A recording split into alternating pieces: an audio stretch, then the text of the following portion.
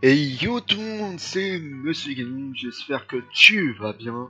Moi ça va super. Aujourd'hui on se retrouve pour un petit récapitulatif et un mini épisode des défauts de YouTube. Je sais pas pourquoi je dis deux comme con, mais c'est des défauts de YouTube. Donc voilà. Donc c'est l'épisode 18, je crois. 17. Bon, ben, let's go pour l'épisode 17 des défauts de YouTube. Alors, nous commençons. Enfin, là, on fait le petit récapitulatif. Il y a 3 mois de cela, je sortais l'épisode 15. Et je parlais de Seb Lafrite qui se faisait méchamment clasher par NJ Phoenix et Gaël Garcia Diaz. Donc voilà. Je vous donnais mon avis. Mon avis, c'est que Seb Lafrite l'a vraiment bien pris. Et c'est bien parce que il aurait pu le prendre méchamment et envoyer toute sa communauté sur la gueule d'Angel Phoenix et de Gaël Garcia Diaz. Il ne l'a pas fait, très bien pour lui, il en a même rigolé, c'est nickel.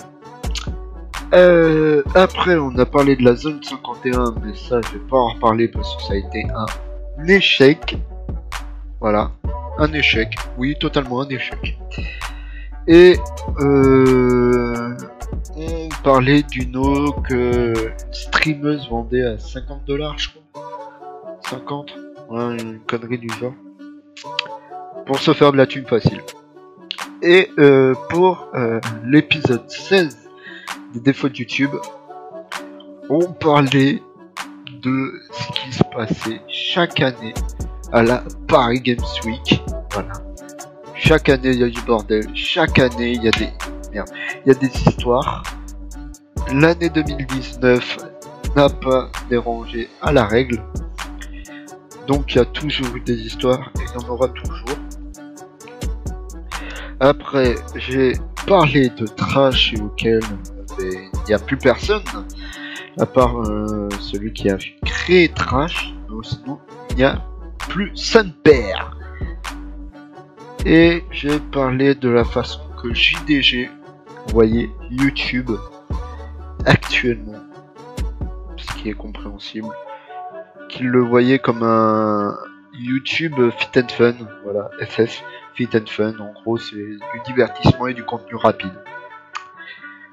Voilà.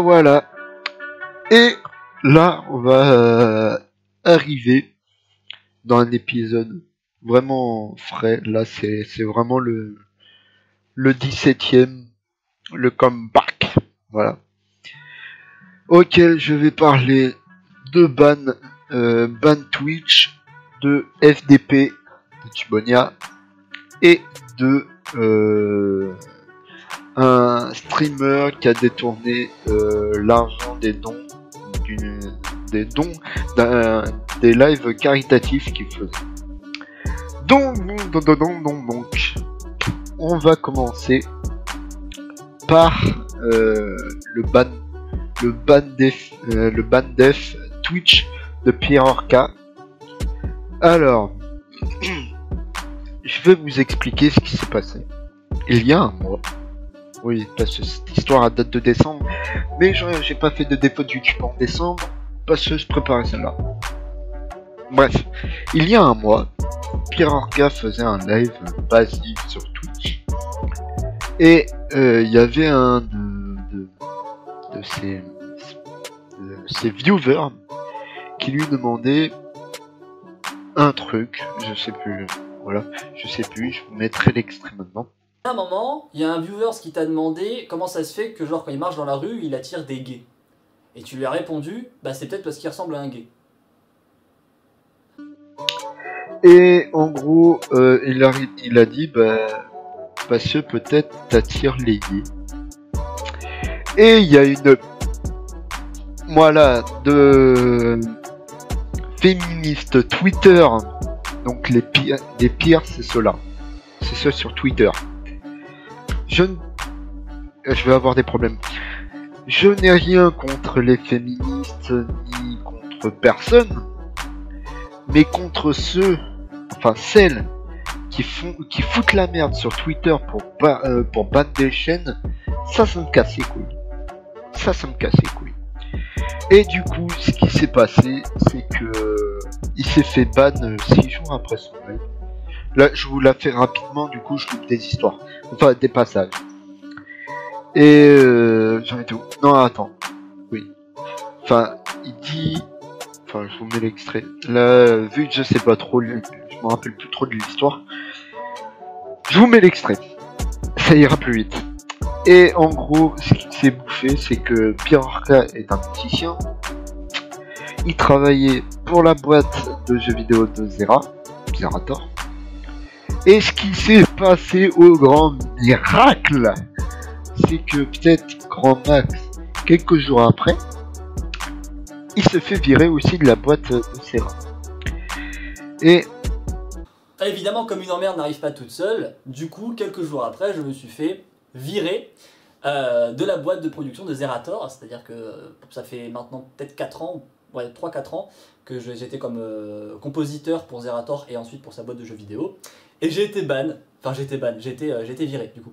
Alors la raison officielle, c'est parce qu'ils veulent quelqu'un qui fasse du sound design et qui peut aussi composer sur Unity, faire les intégrations pour les trucs compliqués. Bon, moi quand je me suis fait virer, c'est pas Zerator qui s'occupe de tout ça. Pas Zerator qui s'occupe principalement de la boîte de jeux vidéo et il est pas venu m'en parler de quoi que ce soit. Tu vois. Bon. Par contre, la personne qui est venue me dire que j'étais envoyé, je lui ai dit, est-ce qu'il y a un quelconque rapport avec mon ban Twitch? Non, parce que là sur le timing, en fait c'est bizarre quand même. C'est assez étrange, assez étrange. Et elle m'a dit, ton ban Twitch a fait que personne ne t'a défendu lors du moment où on devait te discuter du fait si on te renvoie ou pas, et que du coup à l'unanimité en fait t'as été voté oui pour dégager, y compris par Zerator et y compris par l'intégralité de la boîte de jeu en fait. Il met un... Enfin, il a reçu un message que je vais vous lire si je le retrouve. Si je le retrouve, peut-être un jour je le retrouverai si je crois en bois. Désolé, hein. C'est que j'essaie de retrouver. Bon, c'est pas grave. À un moment, il dit, il a reçu un message comme quoi son ban Twitch aurait aidé à son virement de la boîte de Zera, de la boîte de jeux vidéo de Zera. Nickel. Donc voilà, il se retrouve avec un ban death sur Twitch. Du coup, il se retrouve sur Mixer et il fait totalement un fresh restart parce qu'il s'est fait virer. Enfin, il a perdu les deux seuls moyens financiers rémunérés qu'il avait. Il avait les dons de Twitch qu'il a perdu et la boîte qui pouvait le payer pour les différentes musiques qu'il faisait dans les jeux. Ben, il a perdu les deux, du coup il se retrouve à faire un fresh restart sur Twitch, pas Twitch, sur Mixer. Voilà, c'est gentil, hein. Bref, deuxième histoire qui m'intéresse déjà un peu plus, l'histoire de Antox Colaboy et des FDP de Tubonia 2. Voilà. De FDP de Tubonia 2. Qu'est-ce qui s'est passé avec Antox et les FDP de Tubonia?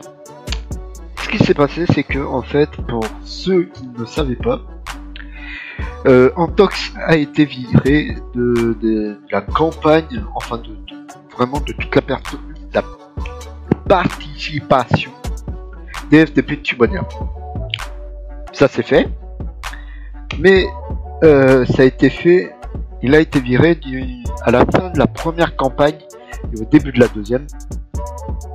Enfin, à la fin, entre les deux campagnes, il s'est fait virer. Voilà. Et ce qui s'est passé, c'est qu'ils l'ont annoncé.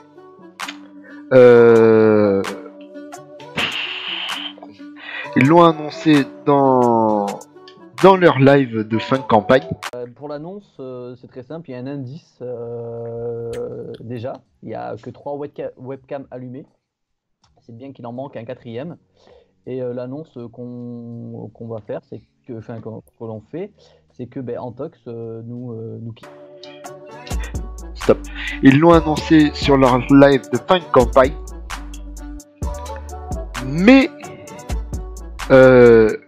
les personnes qui n'ont pas pu voir ce live ne pouvaient pas voir et entendre cette nouvelle comme quoi Antox est parti.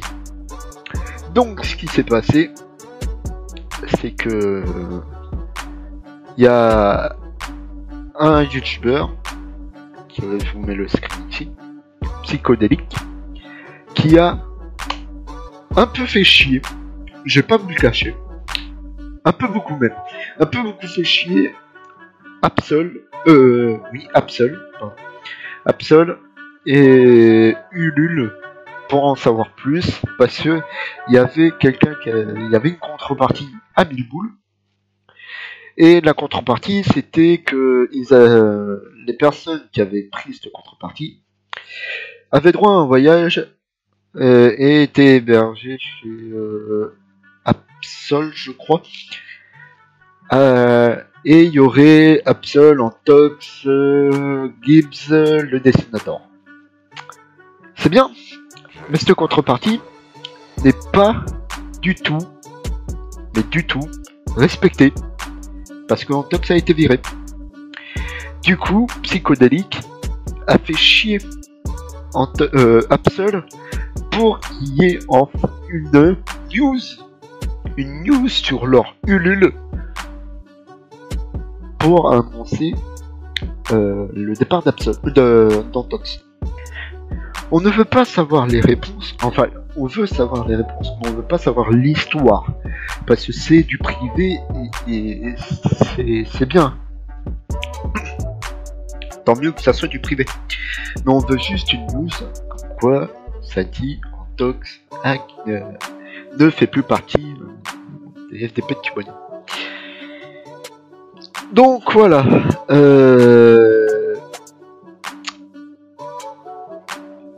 D'ailleurs, c'est parti vraiment entre Absol et Psychodélique. Ça c'est parti en énorme pavé. Ça se parlait en énorme pavé auquel Psychodélique défoncer les raisons que Absol mettait dans les commentaires. Du coup, elles étaient toutes démontées. Parce qu'en fait, il parlait dans Absol parlait dans le jeu. Moi, j'ai rien à voir avec. J'ai rien contre Absol, contre Antox, contre Gibbs. Je suis abonné aux 3.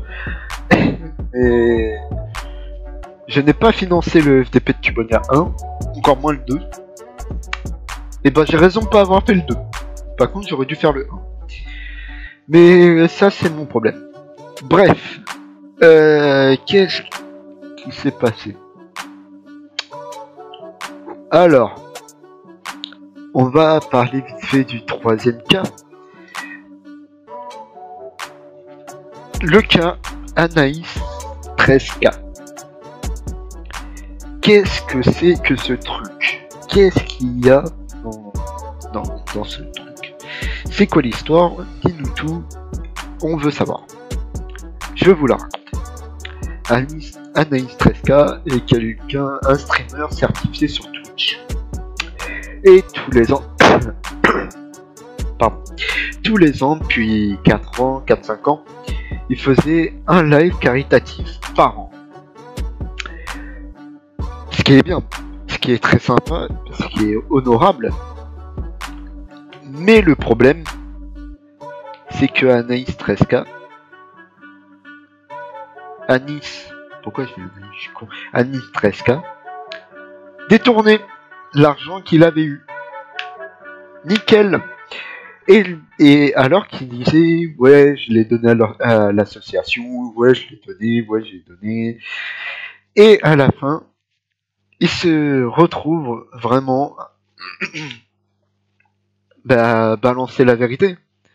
Il a balancé la vérité il y a 6 jours. Pour une association.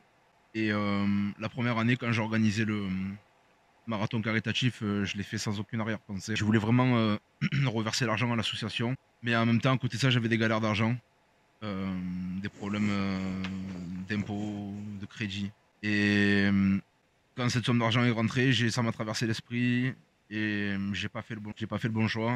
Et de là, je suis rentré dans une espèce de spirale infernale où je devais tout le temps des sous à droite, à gauche, faire des crédits, payer des crédits, faire des crédits pour payer des crédits à droite, à gauche. L'année d'après, j'ai fait pareil. Je voyais les gens, je voyais les autres streamers progresser sur Twitch, avec du matos de foot. Et j'étais pas jaloux, mais j'étais envieux. Moi aussi, je voulais ça. Et du coup, avec les sous, pareil à chaque fois, je savais pertinemment que ce que je faisais, c'était pas bien. Je savais pertinemment que ce que je faisais, c'était pas bien, mais je l'ai quand même fait. J'en ai parlé à Mosher hier soir. Mosher, c'est quelqu'un du stream, c'est un pote IRL. Et je lui ai expliqué en gros pour lui faire comprendre un peu comment ça se passait dans ma tête. Vous voyez dans les dessins animés, il y a toujours, vous connaissez forcément cette image où il y a le personnage avec un côté là le petit ange sur l'épaule et puis l'autre côté là le démon et puis il a l'ange qui lui parle et puis le démon qui lui parle. Moi à chaque fois c'est le démon qui gagne. Tant l'ange me parlait aussi, mais je m'en battais les couilles. Donc j'ai fait de la merde. J'ai fait de la merde clairement, je me suis mis dans une spirale infernale de thunes. Une semaine. Je vous mets un petit extrait maintenant. Voilà. Là, vous avez l'extrait.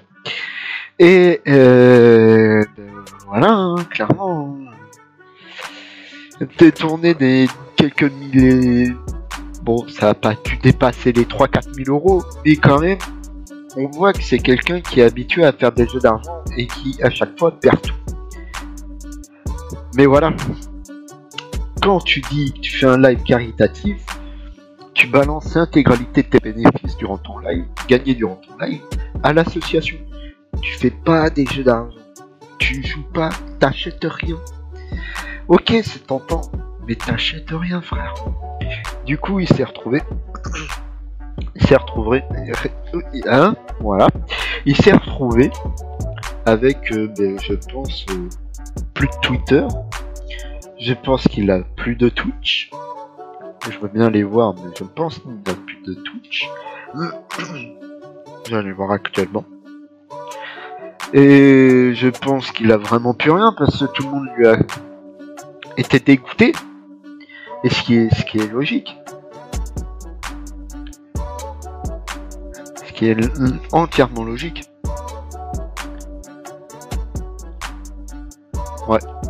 Il n'a plus de Twitch. Il n'a plus de Twitter. Il n'a plus rien. Après avoir dit cette vérité, il a été complètement pourri et défoncé. Donc, voilà. Et du coup, on n'entend plus parler de lui. Enfin, ça fait une semaine. Et du coup, voilà.